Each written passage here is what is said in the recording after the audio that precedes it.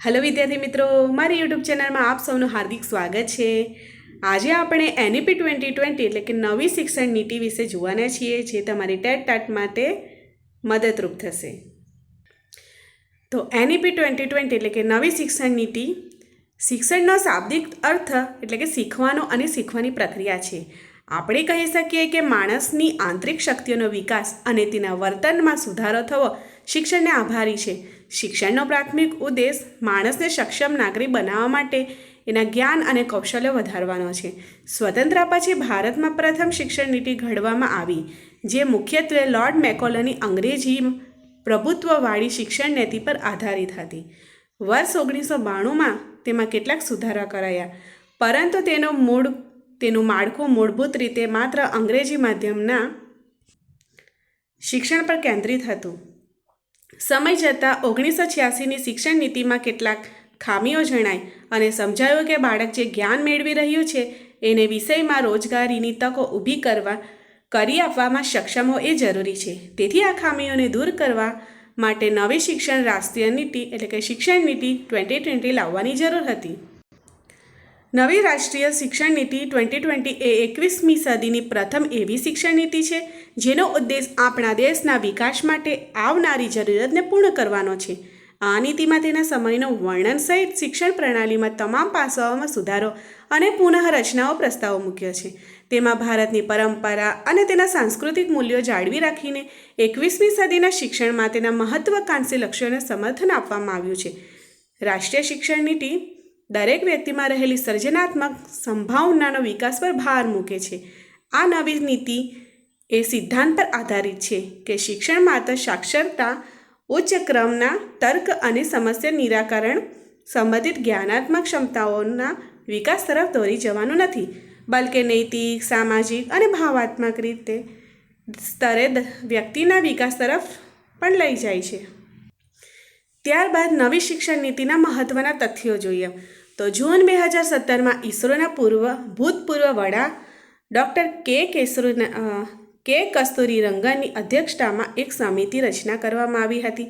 આ સમિતિએ મે 2019માં રાષ્ટ્રીય શિક્ષણ નીતિની ડ્રાફ્ટ રજૂ કર્યો હતો। રાષ્ટ્રીય શિક્ષણ નીતિ NEP 2020 વાસ્તવમાં વર્ષ 1968 અને વર્ષ 1986 પછી સ્વતંત્ર ભારતની ત્રીજી શિક્ષણ નીતિ હશે। NEP 2020 હેઠળ કેન્દ્ર અને રાજ્ય સરકારોના સહયોગથી શિક્ષણ ક્ષેત્ર પર દેશના GDPના 6% જેટલા રોકાણનું લક્ષ્ય નિર્ધારિત કરવામાં આવ્યું છે। ત્યારબાદ જોઈએ કે નવી શિક્ષણ નીતિમાં હાલમાં સક્રિય 10+2 શૈક્ષણિક મોડેલની જગ્યાએ શૈક્ષણિક અભ્યાસક્રમને 5+3+3+4 સિસ્ટમના આધારે વિભાજિત કરવાની વાત કરવામાં આવી છે। ટેકનિકલ શિક્ષણને માટે ટેકનોલોજીના ઉપયોગને પ્રોત્સાહન આપવું, ભાષાના અવરોધોને દૂર કરવા માટે વિવિધ રીતે દિવ્યાંગ વિદ્યાર્થીઓ માટે શિક્ષણ સુલભ બનાવવું વગેરે બાબતો પર ભાર મૂકવામાં આવ્યો છે। આ શિક્ષણ નીતિમાં વિદ્યાર્થીઓમાં સર્જનાત્મક વિચાર, તાર્કિક નિર્ણય અને નવીનતાની ભાવનાને પ્રોત્સાહિત કરવા પર ભાર મૂકવામાં આવ્યો છે। કેબિનેટ માનવ સંસાધન વિકાસ મંત્રાલયનું નામ બદલીને શિક્ષણ મંત્રાલય કરવાની મંજૂરી આપી છે। તો તમને આ પરીક્ષામાં પૂછી શકાશે કે કેબિનેટ માનવ સંસાધન વિકાસ મંત્રાલયનું નામ બદલીને શું કરવામાં આવ્યું છે? તો શિક્ષણ મંત્રાલય કરવામાં આવ્યું છે।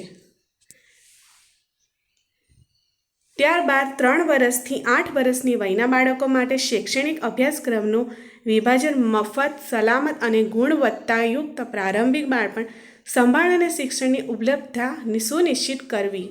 6 થી 8 વર્ષના બાળકોને પ્રાથમિક શાળાઓમાં ધોરણ 1 અને 2માં શિક્ષણ આપવામાં આવશે। ત્યારબાદ પ્રાથમિક શિક્ષણને બહુસ્તરીય, નાટક અને પ્રવૃત્તિ આધારિત બનાવવા માટે પ્રાથમિકતા આપવામાં આવશે। NEP 2020માં ધોરણ 5 સુધીના શિક્ષણમાં માતૃભાષા કે સ્થાનિક અથવા પ્રાદેશિક ભાષાનો આપવામાં પર ભાર મૂકવામાં આવ્યો છે। તેમજ ધોરણ 8 અને તે પછીના શિક્ષણ માટે માતૃભાષાને પ્રાધાન્ય આપવા પર ભાર મૂકવામાં આવ્યો છે। સૂચન કરવામાં આવ્યું છે કે હવે ત્યારબાદ જોઈએ તો ભાષાકીય વિવિધતાને પ્રોત્સાહન અને શિક્ષણ। તો શાળા અને ઉચ્ચ શિક્ષણમાં વિદ્યાર્થીઓ માટે સંસ્કૃત અને અન્ય પ્રાચીન ભારતીય ભાષાઓને વિકલ્પ ઉપલબ્ધ હશે, પરંતુ કોઈ પણ વિદ્યાર્થીને ભાષા પસંદ કરવાની ફરજ પડશે નહીં। બધિર વિદ્યાર્થીઓ માટે રાષ્ટ્રીય અને રાજ્ય સ્તરે અભ્યાસક્રમ સામગ્રી વિકસાવવામાં આવશે. અને ભારતીય સાઇન લેંગ્વેજને ISLને સમગ્ર દેશમાં પ્રમાણિત કરવામાં આવશે. NEP 2020 હેઠળ એક ભારતીય institute of translation and interpretation IITI રાષ્ટ્રીય સંસ્થા અથવા સંસ્થા ફોર ફારસી, પાલી અને પ્રાકૃત માટે રાષ્ટ્રીય સંસ્થા સાથે ભાષા વિભાગને મજબૂત બનાવશે. ઉચ્ચ શૈક્ષણિક સંસ્થાઓમાં શિક્ષણના માધ્યમ તરીકે માતૃભાષા કે સ્થાનિક ભાષાનો પ્રચાર છે. ત્યારબાદ અભ્યાસક્રમ અને મૂલ્યાંકન. આ નીતિમાં સૂચિત સુધારા મુજબ કળા અને વિજ્ઞાન, વ્યવસાયિક અને શૈક્ષણિક વિષયો તથા અભ્યાસક્રમ અને અભ્યાસેતર પ્રવૃત્તિઓ વચ્ચે બહુભેદ રહેશે નહીં. વર્ગ 6 થી શૈક્ષણિક અભ્યાસક્રમમાં વ્યવસાયલક્ષી શિક્ષણનો સમાવેશ કરવામાં આવશે. તેમાં ઇન્ટર્નશીપની પણ વ્યવસ્થા કરવામાં આવશે. શાળા શિક્ષણ માટે રાષ્ટ્રીય અભ્યાસ framework national council of education research અને ટ્રેનિંગ NCERT દ્વારા તૈયાર કરવામાં આવશે. ત્યારબાદ NEP 2020 વિદ્યાર્થીઓની શીખવાની પ્રગતિમાં બહેતર ટ્રેનિંગ માટે નિયમિત અને રચનાત્મક મૂલ્યાંકન પ્રણાલી આપવાનું સૂચન કરે છે. સાથોસાથ વિશ્લેષણ અને તર્ક ક્ષમતા તથા સૈદ્ધાંતિક સ્પષ્ટના મૂલ્યાંકનને પ્રાથમિકતા આપવાનું પણ સૂચન કરવામાં આવ્યું છે. વિદ્યાર્થીઓના સર્વાંગી વિકાસના ધ્યેયને ધ્યાનમાં રાખીને ધોરણ 10 અને ધોરણ 12ની પરીક્ષાઓમાં ફેરફાર કરવામાં આવશે. તેમાં ભવિષ્યમાં સેમિસ્ટર અથવા બહુવિધ પસંદગીના પ્રશ્નો વગેરે જેવા સુધારાઓનો સમાવેશ થઈ શકે છે. વિદ્યાર્થીઓની પ્રગતિના મૂલ્યાંકન માટે ધોરણ નિર્ધારણ સંસ્થા તરીકે પરખ નામનું નવું રાષ્ટ્રીય મૂલ્યાંકન કેન્દ્ર સ્થાપવામાં આવશે. ત્યારબાદ NEP 2020 હેઠળ ઉચ્ચ શૈક્ષણિક સંસ્થાઓમાં ગ્રોસ એનરોલમેન્ટ રેશિયો 26.3% વર્ષ 2018થી વધારીને 50% કરવાનો લક્ષ્યાંક નિર્ધારિત કરવામાં આવ્યો છે. આ પણ તમને પરીક્ષામાં પૂછી શકાશે. આ સાથે 3.5 કરોડ નવા વિદ્યાર્થીઓને ઉમેરવામાં આવશે. દેશની ઉચ્ચ શૈક્ષણિક સંસ્થાઓના બેઠકોમાં ઉમેરવામાં આવશે. NEP 2020 હેઠળ અંડર ગ્રેજ્યુએટ અભ્યાસક્રમમાં નોંધપાત્ર સુધારા કરવામાં આવ્યો છે, જેમાં મલ્ટિપલ એન્ટ્રી અને એક્ઝિટ સિસ્ટમ અપનાવવામાં આવી છે. તેમાં 3 અથવા 4 વર્ષના અંડર ગ્રેજ્યુએટ પ્રોગ્રામમાં વિદ્યાર્થીઓના સ્તરે પણ અભ્યાસક્રમ છોડી શકશે અને તેમને અનુરૂપ ડિપ્લોમામાં અથવા ડિગ્રી પ્રમાણપત્ર આપવામાં આવશે. એક પછી પ્રમાણપત્ર વર્ષ, 2 વર્ષ પછી અહીં 1 વર્ષ આવશે, તો 1 વર્ષ પછી પ્રમાણપત્ર, 2 વર્ષ પછી ડિપ્લોમા અને 3 વર્ષ પછી ડિગ્રી. 4 વર્ષ પૂરો થાય ત્યારે સંશોધન સાથે ગ્રેજ્યુએશન આપવામાં આવશે. ત્યારબાદ વિવિધ ઉચ્ચ શૈક્ષણિક સંસ્થાઓમાંથી મેળવેલા માર્ક્સ અથવા ક્રેડિટ્સને ડિજિટલી સ્ટોર કરવા માટે શૈક્ષણિક બેંક ઓફ ક્રેડિટ આપવામાં આવશે, જેથી વિદ્યાર્થીઓને વિવિધ સંસ્થાઓમાં તેમના પ્રદર્શનના આધારે ડિગ્રી એનાયત કરી શકાય છે. ત્યારબાદ નવી શિક્ષણ નીતિ હેઠળ MPhil પ્રોગ્રામ નાબૂદ કરવામાં આવ્યો છે. ત્યારબાદ ભારતીય ઉચ્ચ શિક્ષણ આયોગ તબીબી અને કાયદાકીય શિક્ષણ સિવાયના સમગ્ર ઉચ્ચ શિક્ષણ ક્ષેત્ર માટે ભારતીય ઉચ્ચ શિક્ષણ આયોગ HECIની રચના કરવામાં આવશે. HECIના કાર્યોના અસરકારક અને પ્રદર્શનાત્મક અમલ માટે 4 સંસ્થાઓને અલગ તારવવામાં આવી છે. નિયમન માટે national higher education regulatory council of NHERC અને ધોરણ સેટિંગ સામાન્ય શિક્ષણ પરિષદ GEC અને ભંડાર ઉચ્ચ શિક્ષણ અનુદાન પરિષદ HEGC, જ્યારે રાષ્ટ્રીય માન્યતા પરિષદ NSE છે. ત્યારબાદ નવી શિક્ષણ નીતિ પહેલાં શૈક્ષણિક પરિદ્રશ્ય. તો નવી નેશનલ એજ્યુકેશન પોલિસી 2020ના આગમન પહેલાં ભારતમાં 1986ની શિક્ષણ નીતિ અમલમાં આવી હતી, જેમાં માત્ર પુસ્તક ક્રિયા વસ્તુઓનું ધ્યાન રાખવામાં આવતું હતું. જૂની શિક્ષણ નીતિ ક્યાંય એવો ઉલ્લેખ ન કરતો કે શાળામાં વર્ગમાંથી મેળવેલું જ્ઞાન ધોરણ 6 થી 12 ભવિષ્યમાં રોજગાર નિર્માણમાં કેવી રીતે મદદ કરશે. જૂની શિક્ષણ નીતિ અભ્યાસક્રમલક્ષી હતી, આના પર ભાર મૂકવામાં આવ્યો હતો. નાનપણથી જ બાળકોને અંગ્રેજીમાં લખવા વાંચવાની ફરજ પાડવામાં આવતી હતી, જેના કારણે બાળક તેની માતૃભાષાથી અજાણ રહેતું હતું. ત્યારબાદ અગાઉ ઉચ્ચ શિક્ષણ મેળવતી વખતે જો કોઈ કારણસર બાળક 1 કે 2 વર્ષ પછી અભ્યાસ અધવચ્ચે છોડી દે તો નુકસાન થતું હતું. 1 કે 2 વર્ષમાં જે કંઈ પણ શીખ્યું તેને કોઈ સર્ટિફિકેટ ન મળ્યું, જેના કારણે તેઓ ફરીથી ડિગ્રી કરવા વર્ષો વેડફવા પડ્યા. પહેલાં કોમ્પ્યુટર કે ટેકનિકલ જ્ઞાનનો અભાવ હતો. બાળકો કોડિંગ શીખવા માટે ઉચ્ચ શૈક્ષણિક સંસ્થાઓમાં જતું હતું, પરંતુ હવે બાળકો 6ઠ્ઠા ધોરણથી જ કોડિંગ શીખવામાં આવશે. NEP 2020ના વિકાસ પર ભાર મૂકવામાં આવ્યો. આવા અભ્યાસક્રમ અને શિક્ષણ પદ્ધતિ અંતર્ગત અભ્યાસક્રમનું ભારણ ઘટાડીને 21મી સદીના કૌશલ્ય અનુભવ આધારિત શિક્ષણ અને વિદ્યાર્થીઓના જટિલ વિચારસરણીને પ્રોત્સાહિત કરવામાં વિશેષ ધ્યાન આપવામાં આવે છે.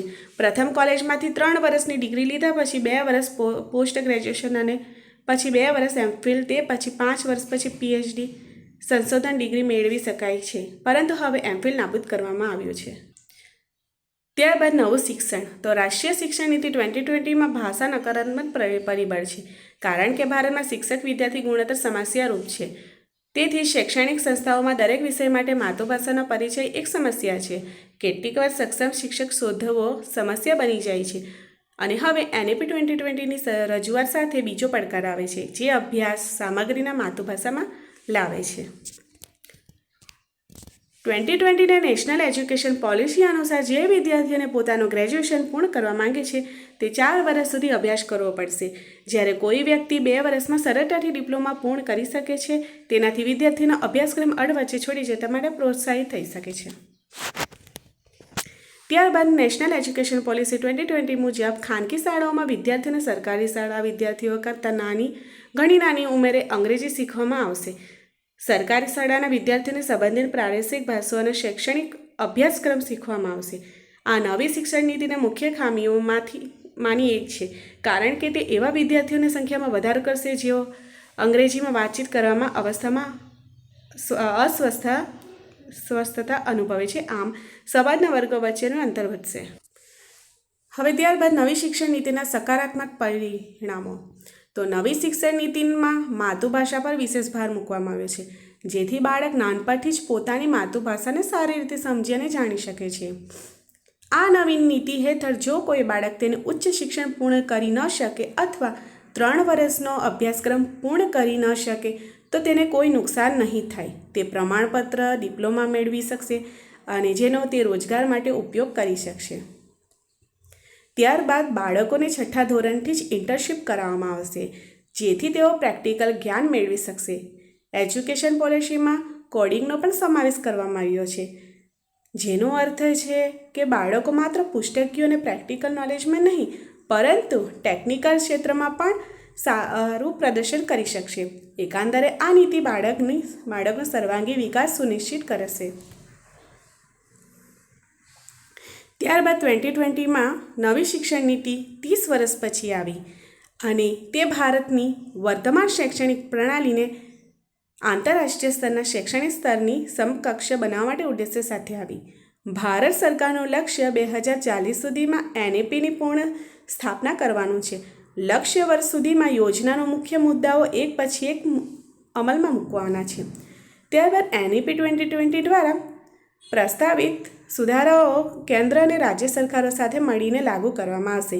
અમલીકરણ વ્યૂહરચના પર ચર્ચા કરવા માટે કેન્દ્ર અને રાજ્ય સ્તરના મંત્રાલયો સાથે વિષયવાર સમિતિઓની રચના કરવામાં આવશે. તેમની તે ભારતીય મૂલ્યથી તૈયાર કરાયેલી શિક્ષણ પ્રણાલી છે, જે તમામને ઉચ્ચ ગુણવત્તાયુક્ત શિક્ષણ પ્રદાન કરીને અને ભારતને વૈશ્વિક જ્ઞાન મહાસત્તા બનાવીને ભારતને જીવન સમાજમાં પરિવર્તિત કરવાનો સીધો ફાળો આપશે. આ નીતિ વિદ્યાર્થીઓનો મૂળભૂત જવાબદારી અને બંધારણીય મૂલ્યો, દેશ સાથે જોડાણ અને બદલાતી દુનિયામાં